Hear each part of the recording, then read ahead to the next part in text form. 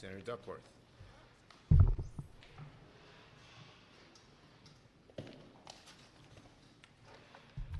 Thank you, Mr. Leader. Thank you, Ranking Member Reed.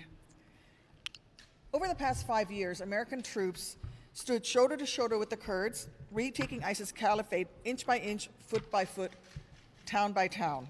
And in the process, they became our brothers and sisters in arms. They bled for us, they died for us, and yet Trump has broken our word to them. In the days since Trump's decision, just under 2 weeks, Assad has consolidated his rule over swaths of northern Syria. Russia has filled the power vacuum we left behind. Hundreds, if not thousands, of ISIS fighters have escaped. We have lost our intelligence assets on the ground, because who will work with us now that we cannot be trusted to keep our word? Our own troops have been shelled by Turkey, while we've likely also lost the ability to fly drones over these areas that are now controlled by Russia. None of these outcomes is an America First policy. None of these outcomes makes America great again. After all, who would want to partner with a nation that will not keep its word? And let me tell you, if I were a division commander or a special operator right now, I would be brushing off my op plans, knowing that it is highly likely I would have to be reinserted back into the region as ISIS fighters move towards Iraq.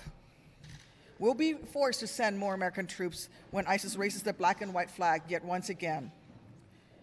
Bipartisan congressional majorities have already been pleading with Trump to reverse course, but it is up to him and him alone to do the right thing. He alone is responsible for those ISIS fighters being let go.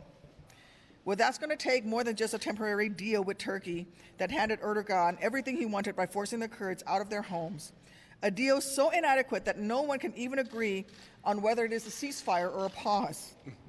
Instead, it's actually going to take Trump working with Congress, our allies, and local players to come up with a long-term solution to piece back together the equilibrium he chose to shatter.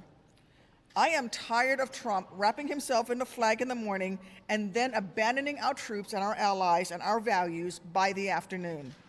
So in this moment, he'd do well to show even an ounce of the bravery that our Kurdish partners have shown and start protecting American interests rather than ceding them to whichever autocrat calls him next.